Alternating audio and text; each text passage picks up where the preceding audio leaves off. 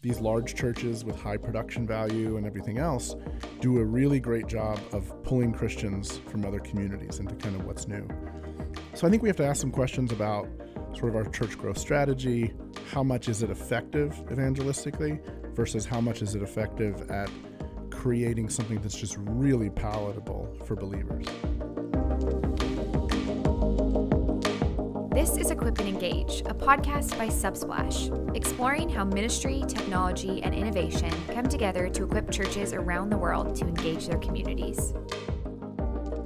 Hello, everyone, and thanks for joining us on another episode of Equip and Engage.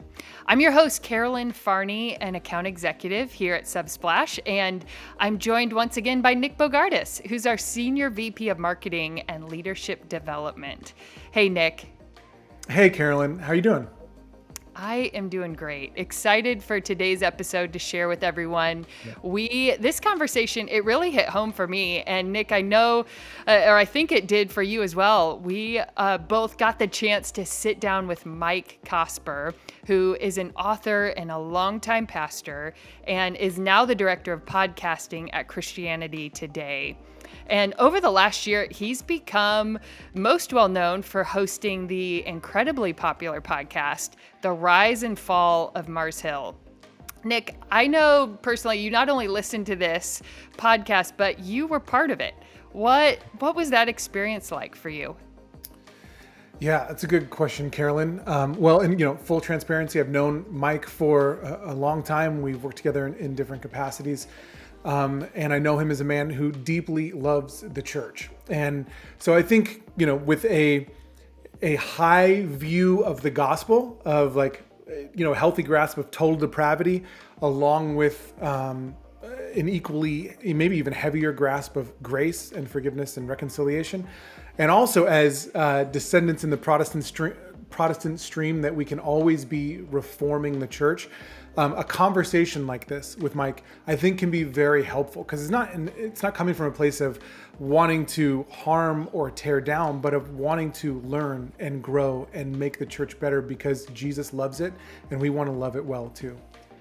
Yeah, so well said. So, in part one of our interview with Mike, we're going to talk a lot more about the rise and fall of Mars Hill and what about this story made it essential to tell.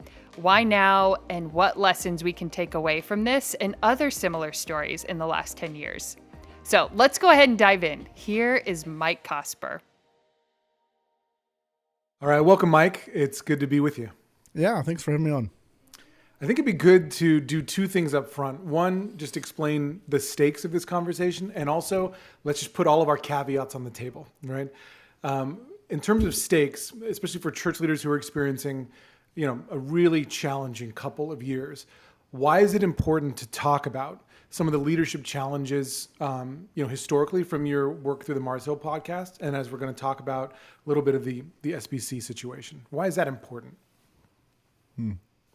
Yeah, I think there's going to be a couple of temptations right now in this moment. On the one hand, I think a lot of pastors are facing a temptation to despair. Churches are super divided. There's political divisions. There's, we're going to mask, we're not going to mask, we're going to meet, we're not going to meet. The consequences of this stuff have, decisions that were made 2 years ago, like you said, have continued to have ripple effects. Yep. So I think a lot of pastors are tempted to despair and go, I don't know how I can kind of sustain my way through it. And yet, on the other end of the spectrum, there's a temptation to sort of double down on grasping for control, trying to sort of consolidate power, and to sort of hit the gas as hard as you can in the season ahead to say, okay, it's time to bounce back. It's time to go. Mm-hmm. And in a sense, I think there's a danger on both ends of that spectrum. The Mars Hill podcast looked a lot at one aspect of that. Mm-hmm. And I think those troubles remain. But the other aspect's just as significant. And I think, and we can get to this, but in some ways, I think the cure to both of them, they need the same cure, actually. So, cool. That's good. Thanks. And we probably need to put, like I mentioned, some caveats on the table, right? Like we won't be able to speak to the entirety of either situation. We don't speak for any particular organization. These are our own opinions. Like, what other caveats do we need to throw up front just so people might hear this in the right context? Well, it's probably good for people to know you and I have known each other a long time. That's good. And so, we come into this as friends, and you were part of the Mars Hill podcast because you had some experience there too. And so, if I make a rude joke in your direction, people need to understand it comes from a place of long friendship. So take that for what it is. Cool. Awesome. Yeah, I love it. And Mike, even though, you and I just met, I feel like I have known you because I did listen through the Mars Hill podcast. So your voice, even hearing it right now, it's like, and it may be the same for our listeners too, just taking you back to that place where it felt like every week you were just itching for the new episode to come out. But if you don't mind, I know you mentioned a little bit, and that was one of your most recent projects, the Rise and Fall of Mars Hill, and that you produced there with Christianity Today. What about that story made it essential to tell, and why now? Yeah, there's kind of two answers to that, and they're both true. One answer is, for the last number of years, we've just seen story after story of, prominent pastoral failure. Particularly, I would say the ones that have, hit close to home for me are folks that are kind of in my, my demographic, like younger Gen X, elder millennial types. And it seemed like there was a string of that between about 2012 and 2017, 18 that just really hit home. And so at CT, we were talking about this, and we were like, why does this story keep happening, right? Like, why does it repeat itself again and again? With Mars Hill in particular, because I knew some people who had come out of the church, because I'd had some connections with the church that I talk about a little bit on the podcast, going back all the way to, 2007 or so. When the church did collapse, I reconnected with some of those people, and I'd heard their stories. And it struck me that so often when we look at the news, right, and there's a news story about something going bad with a church leader, the images of the pastor and the follow-up stories are about like where they went and what they did next. And for me, what was important about the Mars Hill podcast was to look at the community that had been left behind and talk about the consequences of and the fallout from that. Because the pain was very real. It was very long-lasting. And it's kind of a hidden consequence. And I think it's such a common experience. That was a significant part of the resonance it had with listeners. Yeah, absolutely. And I too, I actually went to Mars Hill for 8+ years, and, Nick and I knew each other from back when we were both attending there. So, there's listening to it from the standpoint of someone that attended and was part of that ministry, to where you heard some of those clips and it just took you right back into the seat where you were when you were hearing it in real time. And, there was an aspect that you were doing of a behind the scenes stitching together almost, that you didn't have that context when you were just, a congregant participating in that. So, that project as a whole, I'm excited we're talking about it, because that aspect of where we're putting our hope and where we're putting our worship in that. Is it in a institution? Is it in a specific church brand? Is it in a pastor, preacher, or is it in Christ? So, absolutely, yeah. Something I think you did really well, Mike, in the podcast is kind of what you just mentioned, talking about the community, and the really challenging part of looking at the paradox of something that was both painful and good. And that's part of the challenge for a lot of people coming out of situations like that or church crises over the last 10 years is trying to go from disorientation of what is happening to trying to make sense of, like, there was so much goodness and there was so much pain. How do I make sense of that? And so I think you did a really good job, like particularly in those first few episodes. You really showed a lot of experience that I had and other people that were there, of that kind of duality that was hard to navigate, kind of coming out of it. You mentioned a period of crises of church leader failures, like last decade or so. Kind of looking at this, what do you think are some of the hard lessons that that we can take away from the public fall of Mars Hill or other prominent churches in the last decade? Yeah. It's a huge question, and really one of the reasons why it was easy to tell the Mars Hill story is because they were so savvy with media before everybody else that there's this incredible archive of the story. But again, it was happening all over the place. I think there's a couple of things that sort of sit underneath the story that we should be examining today. One is, you obviously have the church growth movement and kind of the priorities of the church growth movement. And a lot of the data, I mean, when you look at it now, a lot of the data for big churches and successful, like, sort of church growth movements and whatnot, they really end up like the churches grow, but the population of Christians in cities stay flat. And the reason is that these large churches with high production value and everything else do a really great job of pulling Christians from other communities into kind of what's new. So I think we have to ask some questions about sort of our church growth strategy. How much is it effective evangelistically versus how much is it effective at creating something that's just really palatable for believers? I think the second thing, and this is sort of an even deeper question, there was this shift in the 90s because of the success of churches like Willow Creek especially, where they moved away from, their denominationalism was sort of on the decline at the time. And a lot of people who were looking at church growth phenomena were saying, you have these successful non-denominational things. When the Baptists tried a church plant, there's all these constraints. Becoming a Presbyterian minister is really hard. Same thing with a lot of the mainline denominations. And so this idea emerged that has really sustained for 25 years. Let's create these church planting networks. They're low control, high affinity. It's about training. It's about community. It's about equipping. Or mission.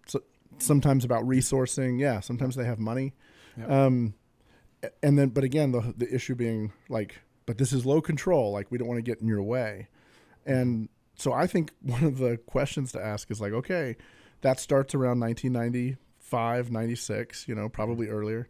And then you see these consequences 20 years later. What do we make of the network model, right? Because these guys would all tell you, like, their job when they formed their networks, they wouldn't start their networks thinking, we're going to be a denomination and we're going to provide accountability and structure. But I also don't think they thought about, what do we do when things go really wrong down the line? It was an sort of unintended consequence, right? Yeah. See, what I like about the way that you're talking about it, Mike, is like there's an invitation to examine. It's not a critical position. It's a like, hey, how about we learn from this? How about we grow from this? And I think that's absolutely right. Again, like growing up Lutheran as a part of like a Protestant stream, the idea of Reformation and always being reforming like seems like something that we should kind of embrace and walk out without, in humility and without like suspicion or criticism. Like, that's unhealthy, but a good, sober-minded, like good view of depravity, good view of the work of the Holy Spirit, holding those two things together. I think that there's, from my experience, Mike, like just coming out of Mars Hill and like hearing and reading through some of the stuff from the last week from the SBC and looking at other scandals, like Hillsong or the Willow Creek, like you mentioned, or whatever else. Like, so I think the biggest thing that sticks out to me is a lack of application of the absolute heart of our theology, which is death and resurrection, and a unwillingness to face how bad we might actually be, or how bad a situation might actually be, right? Like, and that's where I think some of the self-protection comes from, like the institutionalism, the minimization, the shunning or shaming of victims or stuff like that. Like, it comes from a place of like, I actually don't want to look at this or name it, and because death is painful, right? Like, and ugly and hard and not what we want. But it's the very thing that unless you will die to whatever you're protecting, like, then there's no resurrection. And we see it. I think that's the thing, is we see that with every crisis. If you don't actually kill this thing or let it die, you're going to die anyway. Like, so on what terms do you want to do this? Do you want to do this under terms of repentance, or do you want to do this under terms of judgment? Like, for lack of a better description. And I think that there's something there. I think there's an invitation there for church leaders to, like, personally, individually, and collectively look at, I believe that Christ died for sin, and he died for my sin. He died for our sin. And because he loves me so much and counted that sin so bad worth dying for, like, I can talk about it and I can be honest about it. Unless we're willing to do that, like, it's just going to keep perpetuating, like there's an invitation in the death and resurrection. And, like, whatever, our friend David Zoll or, Fleming Rutledge would probably say this way more articulately than I would, but I see that pattern over and over again. Is that something you've seen as well? Very much. I mean, I think one of the things you see all across the West in sort of late modernity, post-modernity, like whatever you want to call it, those hateable buzzwords, right? Mm-hmm. But you see, ideologically, you see this over-realized, sort of over-realized eschatology, right? Like, that we've arrived somewhere. Mm-hmm. And so in politics, you see it as, when you've arrived at the right ideas and you have the right, you're on the right team, so to speak. Mm-hmm. You don't have an aspirational politics where it's like, these are our values, we want to aspire to live towards them and embody them or whatever. Mm-hmm. It's like, this is who we are, this is our tribe, this is our team, we're right, we have to win. So everything we can to win, expand. Yeah. And I think something similar, because of those kinds of undercurrents culturally, something similar has kind of infected the church in exactly the way that you're talking about. Like, we're on the right team. We figured things out. We know how to church plant. Our theology is right. These various things are right. So it's not about us aspiring and humbly, moving towards something. Rather, it's how do we make this world that we're building more and more and more comprehensive. Yeah. I also think about the fact that, like, people always talk about how, psychologists talk about how anger is a secondary emotion, right? It's the emotion that you wear when you're hiding either fear, shame, or grief. Yeah. And we have a culture who does a very poor job at dealing with fear, shame, and grief. Yeah. And when you think about the cross, like, the cross is this place where we bring our shame, we bring our sadness, we bring our brokenness, we bring our confession. Yeah. And man, it's way easier to get mad on Twitter than it is to confess our sins. Mm-hmm. And it feels safer, but it's totally destructive to the soul. Yeah. For church leaders who are listening to this and, like, thinking, what can I learn from what Mike's talked about in these podcasts, what I'm seeing in the news, or from the example, the negative examples of church leaders in the past, like, this could be just one thing you learn is, like, the embracing death in the faith in God's love and hope of resurrection on the other hand, like, and then trusting that he holds it and it'll be okay. Like, I think that's something that a lot of folks can learn. I think, Mike, you might have also probably seen something else I think that's worth calling out is the connection between, because you're talking about strength and growth, that a lot of times our worst vulnerabilities are attached to our strengths, right? Our worst blind spots that we can sabotage ourselves with are just on the other side of the coin from the thing that God seems to use really well. And you see that in the Mars Hill story, you see that in the Hybel story, you see that, like, in all these other things. Even to the point that, like, this week after the SBC article came out, Kim and I had a date night and we talked about this, and I was like, where's mine? Like, baby, where's the thing that will undo me? Like, because it's just how it works, but it seems like people are unwilling to acknowledge that part of it. Have you seen that pattern at play, and what do you think is behind that? Yeah, I mean, in some ways, I think it comes back to this sense of like, we have to have this sort of veneer, right? We have to project a veneer that again, sort of that over-realized sense of self and sense of achievement and over-realized sense of identity even. You know, the vulnerability of confessing our weaknesses, submitting to other leaders, having genuine dialogue with neighbors and, people who disagree with us. That just feels deeply unsafe. It was interesting. I was talking to a guy, a couple weeks back who was making a podcast about kind of faith in his city. And he was sort of at one end of the theological spectrum, and there was another church in the city where there was kind of a parallel story, and he was talking about, his church and their church, et cetera. And, at some point he was describing these pastors and what they've seen over the last few years. Their church has been through horrible decline. And I was like, well, you're going to go talk to him, right? And he was like, oh, no. And I was like, really? Like, what have you got to lose? Like, they'll talk to you, I guarantee, Pastors who are struggling and lonely, and a pastor calls them up and says, hey, let's get coffee. I want to hear your story. I guarantee you they'll sit down with you. But that's a terrifying thing for us to do when we feel like projecting that we're on the right team is just so essential to who we are and to our team too, right? Like, we don't want to show cracks that let problematic stuff in. Yeah. And Mike, what do you think some of the reluctance to that is? I mean, I know we talked about, there's a pride component, and then like you mentioned, sometimes anger. What's really underneath that is the fear, the shame, the guilt.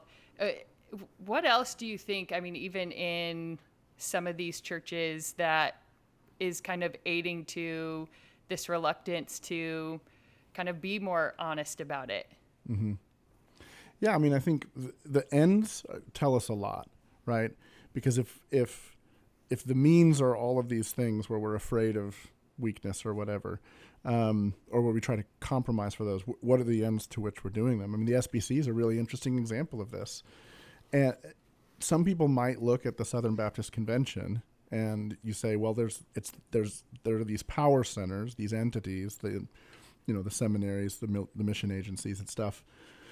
The conservative resurgence was really as much about sort of bringing control of those entities back under, conservative voices as it was anything else. And yet you look at it and you have some of the leaders that were really key to that had very serious corruption issues and problems along the way. And it's like, well, why would somebody who has these sort of corruptions, like, why would they care about a missionary agency? That they want to be in charge of a mission? Like, why would they want to be in charge of a seminary or whatever?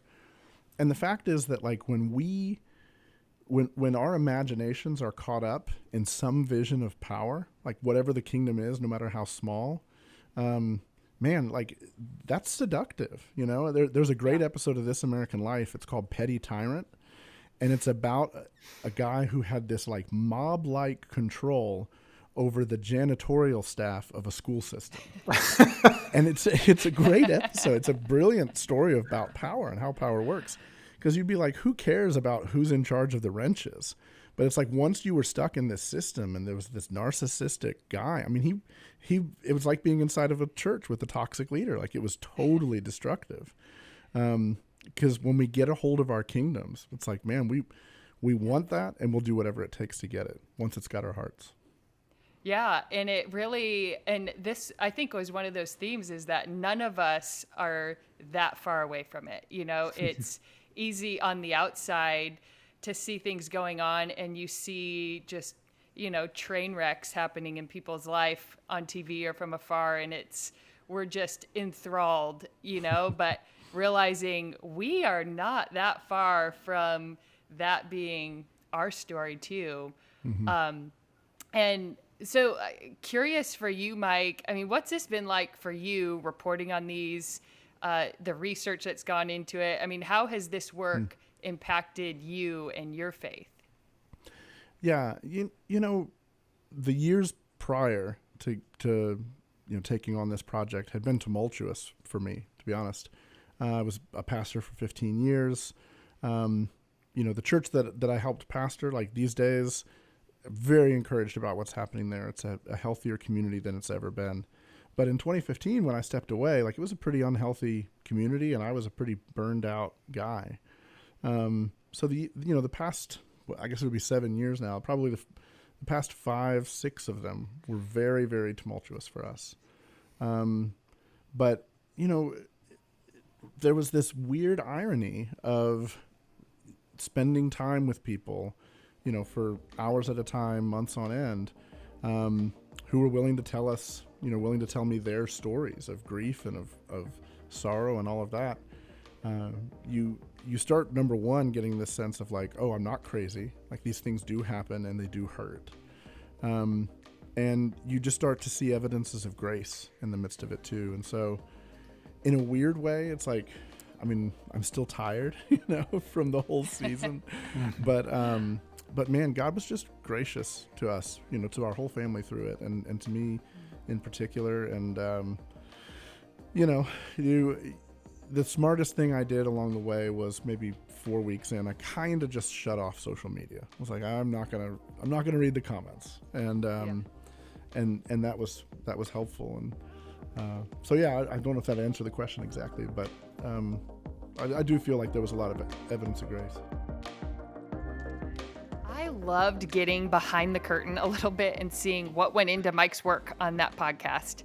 I know for me it was, but Nick, how can pastors and church leaders start to apply some of the hard lessons that Mike touched on? Yeah, I think pastors and church leaders are in a really unique moment in the Western church, in the history of the Western church, that they have a unique opportunity to do a few things. One, to have a really clear theology of the church. What is the church? How should it function? What is it responsible for? What are the roles in a church, and how should those leaders, what kind of character should they have, and what are they responsible for? Like having a very clear theology of the church, I think, is very important for right now and moving forward. Secondly, I think churches really need a clear process for how to address abuse. You need to be aware of federal and local laws. You need to have you need to be informed by maybe some people who specialize in trauma and spiritual and sexual abuse, and having some clear processes so that if, God forbid it happens in your church, you really have a clear way of helping victims of abuse. I think a lot of times the church has neglected that, but when 1 in 3 women are sexually abused and when 1 in 5 men are, you need to think ahead and have a process for this. And then thirdly and lastly, I think there's a unique opportunity for church leaders to have a very, whether it's a theology, at the very least they need to be thoughtful about media and leveraging digital tools to support in-person relationships and engagement. Those two things, we live in a world where you can't have one or the other. They need to work in tandem, but you need to be intentional about it. And so it's one of the lessons from the story of Mars Hill. So a theology of the church, a process for addressing abuse, and being thoughtful about media. I think church leaders could really benefit from having each of those things. Yeah, those are really, really great points. And, really thanks again to Mike. Thanks to everyone else for listening today. Part 2 with Mike Cosper will be out in the next couple of weeks. And we have more conversations planned just like this one. Conversations to help pastors navigate through the unique challenges of doing ministry in a complex and digital age. And let's be real, there are many other challenges too, which is why we've built the Subsplash platform, which is to make it simple to stay connected with your church. To connect with our team, just visit subsplash.com/go. And make sure you don't miss out on future episodes by subscribing to Equip and Engage wherever you listen to podcasts. Thanks again, and we'll catch you next time.